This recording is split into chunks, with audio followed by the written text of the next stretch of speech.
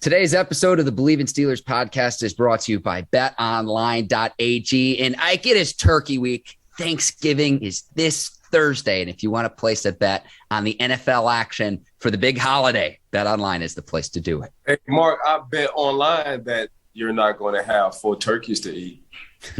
And maybe not 4, Ike, but give me plenty of mashed potatoes. And before we eat, though, you got to head to the new and updated desktop or mobile website, betonline.ag, to sign up today and receive your 50% welcome bonus with our promo code Bleav. That's BLEAV to receive your bonus. BetOnline is the fastest and easiest way to bet on all of your favorite sports. All right, cue the music. It's time to start the show.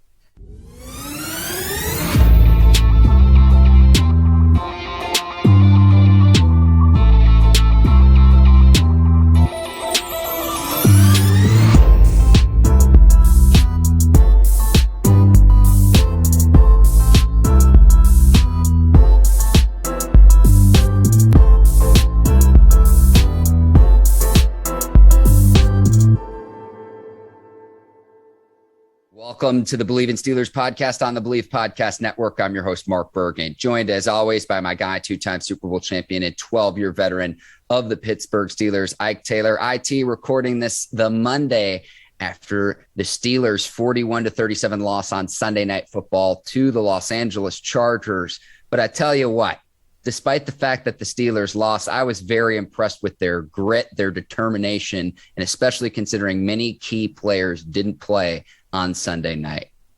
Yeah, you're never happy about a loss, but I was happy about the grit that the Pittsburgh Steelers defense and that team had fought for. I was happy about the almost, which it shouldn't be good. But at the same time, like you say, man, there's a lot of the Minkas, the Joe Hayden. There's a lot of key guys who didn't play that game. So there's a lot of young guys who's getting a lot of reps. What we don't do well on the West Coast. For some reason, I think 7 is like Big Ben is 1 and 7 on the West Coast as a starter. So for some reason, Mark, we just don't sit on the West Coast right. The West Coast treat us well with the weather. But when it comes down to the wins, they don't treat us right. Yeah, Big Ben was not the issue either, despite the fact that he didn't practice all week because he was working his way back from a positive COVID-19 diagnosis. But I'm going to piggyback off what you were saying, Ike. Without TJ Watt, Joe Hayden, Minkah Fitzpatrick, Tyson Alualu, Stephon Tuitt, Najee Harris got banged up, was out for part of the game as well. I mean, all of the injuries and everything considered, you claw your way back from a 17-point deficit to actually take the lead in the fourth quarter. Ike, I was shocked when it was tied. I was shocked when they took a lead. And I would have liked to see the Steelers hang on, obviously, but I was encouraged by their efforts. And it was a team effort. It was never say die. It was a gutty performance. And I tell you what, if this is a preview of a potential playoff matchup in the future, sign me up. Yeah, this gonna take some gut and some grit coming from the Pittsburgh Steelers, man. They're gonna have to be fully loaded. You know, the Minka gonna have to come back, Joe gonna have to come back, TJ gonna have to come back. Although I ain't going to be able to come back to next year. But once this team, and Tuitt, possibly is coming back in a couple of weeks. So once this team is like at its full strength, it's going to like a different defense. And this defense is already looking good. But it's going to be fully loaded when it comes back to it. I just for that fight, because I was looking at some of the stats, I think losing by 17 plus 17 in the fourth quarter, I think it was like 0-200 something. That was the stat. So I'm like, damn, man, they can pull this out, man. They can be the first day as the Pittsburgh Steelers. They can be the first to smash this stack. And it didn't happen. We came up short. But for the most part, man, you know, Coach T always look at it like next man up. So, and that's what it's looking like to this point. You know, these young guys, it's some good stories on the Pittsburgh Steelers defense. And I'm talking about a lot of young guys in the secondary. If you look at Highsmith is kind of coming into his own. You know what I'm saying? So it's a good and a bad thing. I'm happy and I'm sad today, if I can be both, Mark. But I'm happy with what I saw from the Pittsburgh Steelers and the young guys who coming around. I'm pissed off like a mother because we lost. I got the stat for you, Ike. The Steelers 0-231 when trailing by 17 plus points in the fourth quarter. Very nearly erased that, Ike. But I tell you what, I hope that you have Austin Eckler on your fantasy football team because he absolutely went off for the Chargers. Bruh, I think he got what he got? 13 touchdowns total for this year. I think he leading the league in touchdowns. When I saw the stat, he had 11 at the time. When I saw the stat, I'm like, ooh, Mighty Mouse really showing up. Like, Mighty Mouse got a nose for that end zone. So, and I saw Mighty Mouse put 2 more on the Pittsburgh Steelers defense, so that put him at 13. So I'm like, man, if he on anybody fantasy, which I didn't have him on none of my fantasy, if he on anybody fantasy, man, he racking up points for him. But he can do it all, man. He can catch out the backfield. He can run the ball. He's short. He's compact. You really can't see him until he breaks away from the offensive lineman. He got moves. He's shifty. He's crafty. He just does it all. You know what I'm saying? So, and they're learning. They're as in the LA Chargers. They're learning how to lean on the running game when they want to close some games out. So, but Justin Herbert, bro. Mark, I'm gonna tell you, man. Justin Herbert. Out of my brain, Ike. Get out of my brain. That was where I was going next. Go ahead, bro. Justin Herbert. The arm talent, the composure, how calm he is, and they was doing some replays, and I saw him scanning the field. I'm like, man, this dude here, man, something serious, man. This dude's something serious, man. He got everything you're looking for a franchise quarterback. He's gonna get paid close to $300 million, guarantee you. But you're talking about a bright future not only for the NFL but for the LA Chargers. If you just see how this man be slinging, I'm talking about he threw a dart and he double pumped twice. And usually when you double pump, man, that thing usually coming across, it's live, man. There's not enough, beam on that ball. Man, I saw him throw that dart to Keenan Allen. He double pumped and threw it on the second motion without even trying. I said, Lord have mercy. I said, this dude was built to play quarterback in the NFL. You know what I'm saying? So it's just some things I like watching like that. But yeah, man, I'm happy and I'm sad today. But Justin Herbert, man, just looking at Justin Herbert and looking at his stride, and he damn near did he have 100 yards rushing? Yeah, close to it. He had 90 yards rushing on 9 carries, so 10 yards a pop as well. He's got legs too, Ike. Man, that young man special, man. He the real deal. Justin Herbert is the real deal. He's the real deal for sure. And he was able to put it away for the Chargers, finding Mike Williams down the field on what was a blown coverage for the Steelers. Ike, there was one other play I want to talk about before we get into the Taylor Talk segment. And I almost chose this for the Taylor Talk segment today, was the long pass that Big Ben had in the first half to Chase Claypool. It was in the second quarter. It was a 37-yard gain, but it should have been a touchdown. Now, Chargers were coming with the blitz. I'm very impressed with Najee Harris and his ability to pick up blitzes, and he picked up the blitz from Kaiser White from the Chargers, able to help Big Ben get the throwaway. Otherwise, Big Ben would have been absolutely smoked.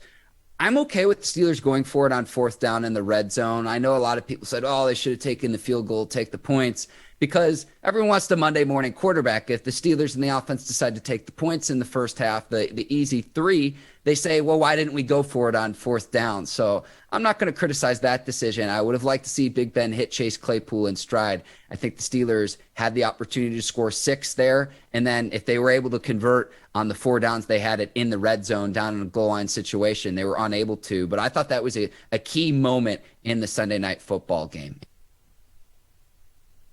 Nah, if you're a rookie and you're on the offensive side, and we talked about this after the draft and what Coach T said, so Coach Tom was like, yeah, we all know Pat Fairmouth. We all know what he can do, but can he block?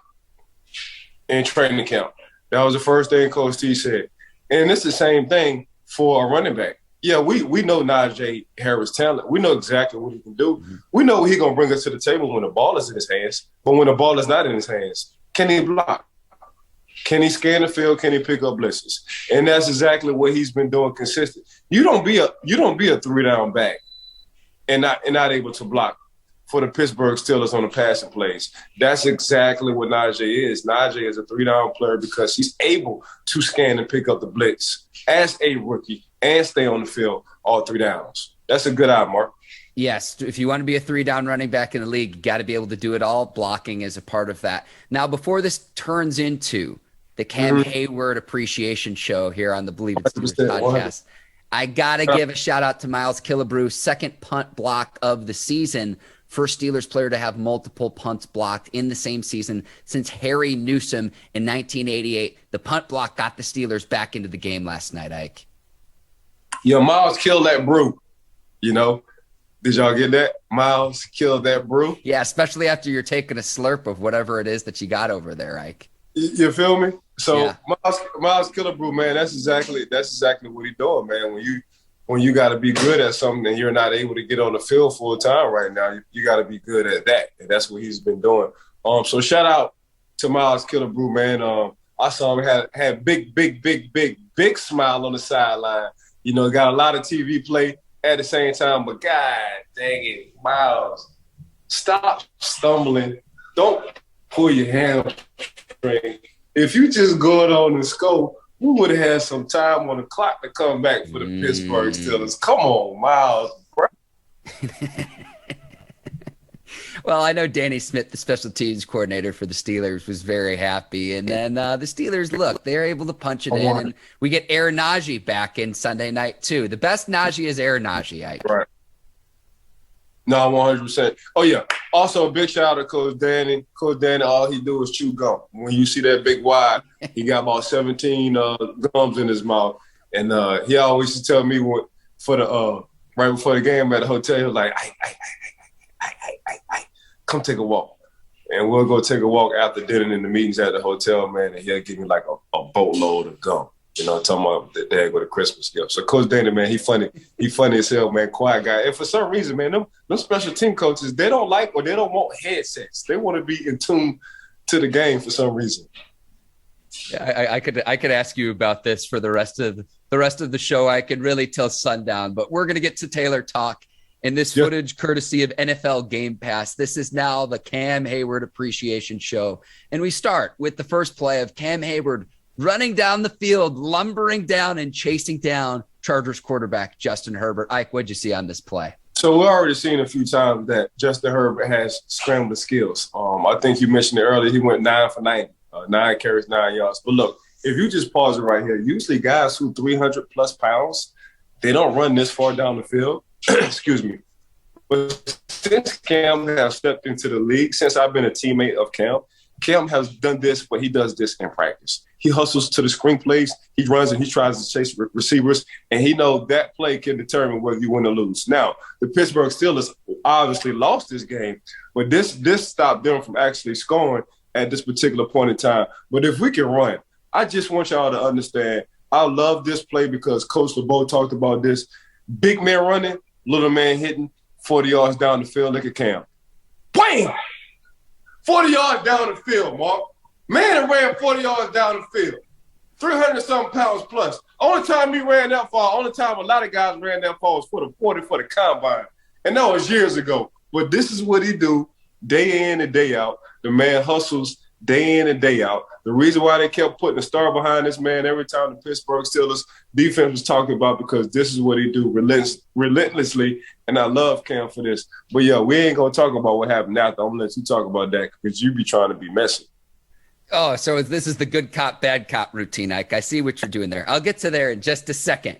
Cam Heyward traveling nearly 50 yards down the field, the second most traveled distance by a defensive tackle league-wide this year. So you're spot on, Ike, when you say a defensive tackle's not running that long unless he's at the combine or at his pro day. I'm with you there. One thing I would avoid if I'm Cam Heyward in this situation, and I understand he's frustrated, fourth quarter down multiple scores, try to avoid the personal foul in the same situation. And I'll tell you what, too, It was no surprise that on the very next play, the Chargers target Heyward and run the ball right at him with a combo block because he had just run down the field 50 yards to chase Herbert down, and he's exhausted. Good strategy by the Chargers and their offensive unit to target Heyward on the next play, because if not for Cam Heyward chasing down Herbert, you're talking about 7 points, and that could potentially be the difference. Maybe not in this scenario, maybe not on this play, but in future weeks could be the difference between winning and losing, Ike. You're spot on there. Yeah, Cam, this is what he do, bro. This is what Cam, that's all I know from Cam is hustle. Quietly Cam has been one of the highest paid defensive linemen in the league. and I'm sure he's about to get paid again. This is one of the reasons why. His passion, his love for football is that right there. You can't coach that. You can coach a guy, you can coach a defensive lineman in practice to run for 10 yards. Hey, give me a 10-yard burst. That's what they used to say. Give us a 10-yard burst. Nah, hell, Cam giving you 40, 50 yards. But then it turns down, it just becomes a muscle memory, and it just turns down that that's what he does in the game all the time. The Cam Heyward Appreciation Tour continues on the Bleav in Steelers podcast. We've got a second clip, Ike. All right. So again, courtesy of NFL Game Pass, this was the Cam-to-Cam connection in the fourth quarter. Cam Heyward tips a Justin Herbert pass, and who comes down with it? Cam Sutton. Ike, we'll let this play roll, and just what you saw from your eyes on this play. Yeah, we can just let this play roll right quick, but we're gonna pause it when we need to pause it. It's a Cam-to-Cam moment. So it's like, dang, Pittsburgh Steelers, y'all got two Cams on the team? Yes, the Pittsburgh Steelers does have two Cams on the team. And in one play, two of the Cams made a good play. But we're going to pause when we need to right here. But, yeah, this was a crucial moment. This Pittsburgh Steelers needed a play. And I'm sure you felt that way in your head, Mark, when you was watching, because I was feeling that in my head when I was watching. The Pittsburgh Steelers need a play. But not only do we talk about Cam, when we talked about Cam, can we pause it? When he jumps, not only do we talk about Cam when he's running 50 yards down the field because all he knows is hustle, but we talk about Cam because we didn't know a big guy can jump this high. And when I'm looking at this 45-inch vertical Cam coming at the right time, tipping the ball, and can we let this play run for me, Miss Courtney, please? Man, look at the height on that thing. Look how high this young man, 97, got up. 17 feet in the air. And hit, you know what? I'm going to throw you an alley, Cam. So it goes to the Cam to Cam. See, we talking football, but now we're going to talk basketball. I'm going to throw you an alley. It's going to be off the backboard, and you need to come up and you need to dunk it. And here go Cam Sutton coming out of nowhere, man, jumping 57 feet up off the ground, diving for the football. But look, here's the crazy thing about it. A lot of people don't know how to fall. So usually when you fall, man, everybody try to brace themselves, with their hands, sometimes with their shoulders. Sometimes they just fall face first. But when you fall, man, especially if you're falling down from a long way, you're supposed to roll. Look at the athleticism and the instincts of Cam Sutton when he catches this interception from his homeboy Cam because he threw him the alley. Look at this roll right here. This is a Boy Scout roll right here. Y'all forgot I was a Boy Scout. Oh, my honor, I would do my best to do my duty to God and my country. See, I ain't playing with y'all. But that came at a very crucial moment for the Pittsburgh Steelers. It sparked them. They wound up scoring on this drive. They put them back into the lead to the last drive of the game, which was a blown coverage. But yeah, man, Cam to Cam. Shout out to Cam. We're gonna always give Cam props. I'm talking about Cam Heyward. We're gonna always give Cam props because I feel like he deserves it. He's definitely a first ballot Hall of Famer. If anybody wanted to dispute that, we definitely can 24/7. But yeah, I'm super sad the Pittsburgh Steelers lost, but I'm happy that we got a Cam to Cam moment. Hopefully the Pittsburgh Steelers can try to get back in playoff contention. This is a tight race, so this is gonna be week to week, Mark. I don't know if you was looking at the records, whether it was the AFC West, AFC North or South, but man, well, I was checking out them records, them 5-4s, them 6-4s, them 5-4s, them 6-4s. It's gonna be week to week. So whoever loses, whoever gonna have that win the last 3 weeks or last 4 weeks of the season, man, they're gonna wind up sneaking in. But right now, man, ain't nobody really pulling off from the AFC.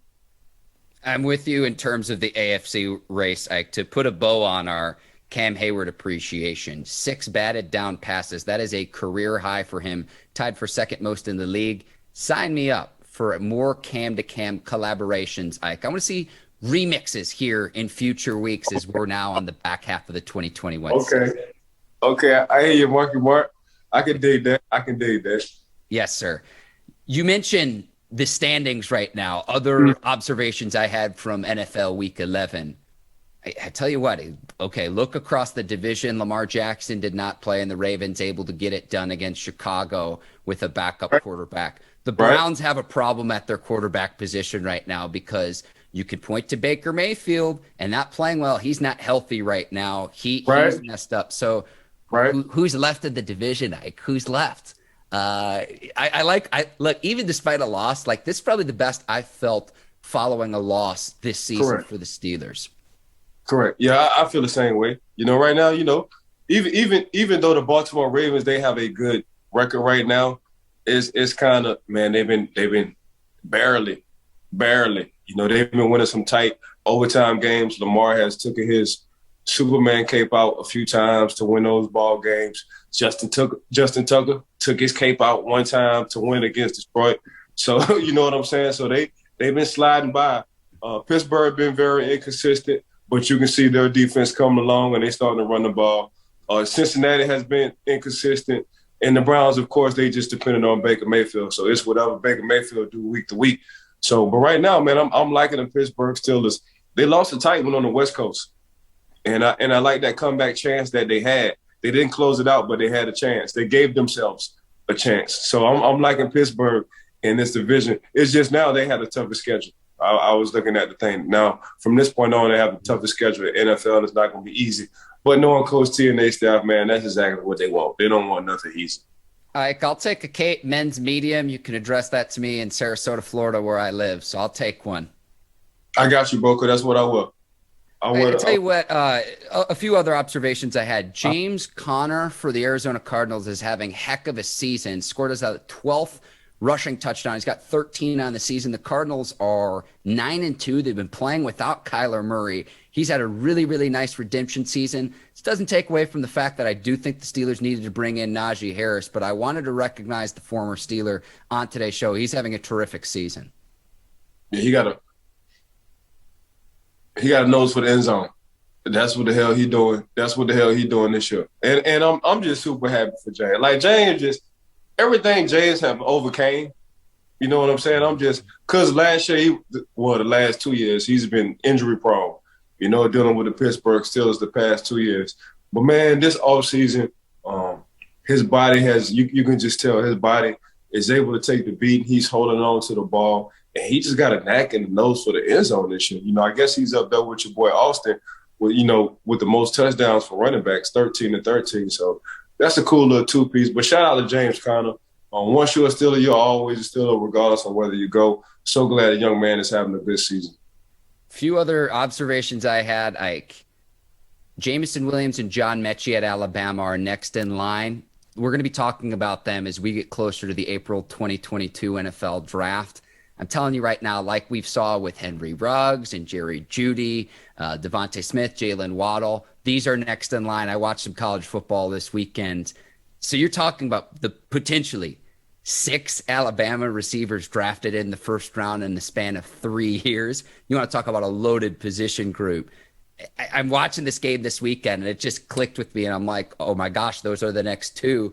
It is a pipeline. It is a factory at Bama in the receiver position. That was another thing that I noticed.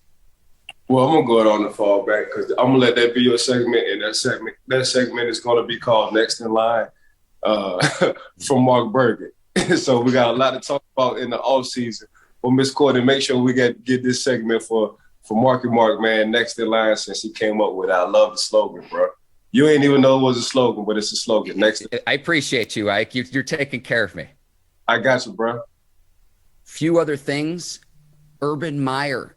I think you're going to hear more and more rumors now that Dan Mullen is out at the University of Florida. Could Urban Meyer leave the Jags to go back and coach in Gainesville? You're going to hear this ramping up. If not today, later this week, I can assure you this. Few other things, too. I thought Jalen Hurts looked good for the Eagles.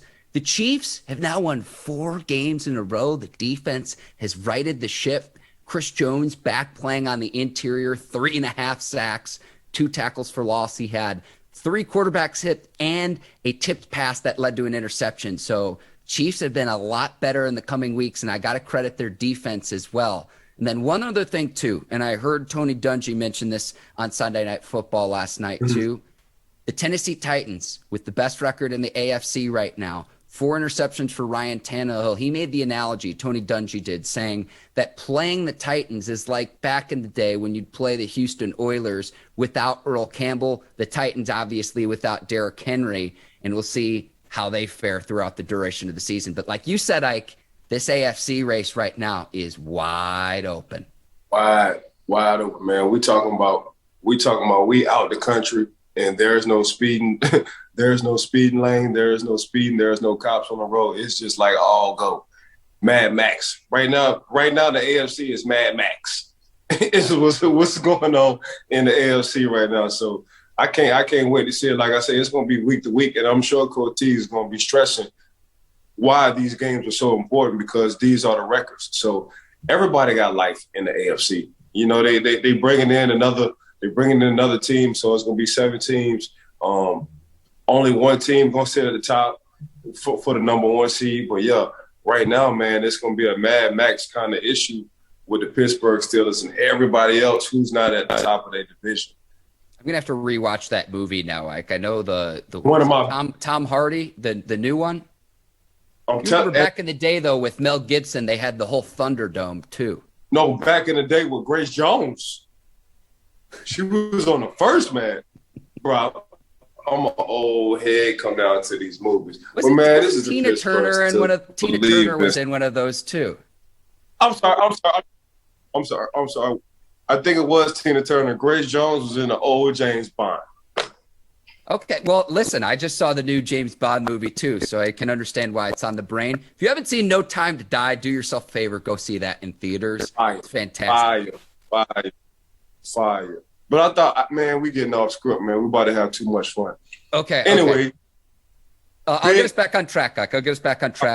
Later this week, we're going to have a full preview of the Steelers' Week 12 matchup between the Bengals. But before we sign off here too, Ike, I want to give you a shout out and wish you, your family, a happy Thanksgiving. I've got to ask, we each get one dish that you can pick, one Thanksgiving dish. Ike Taylor, I'll give you first choice. What are you picking? Seafood gumbo.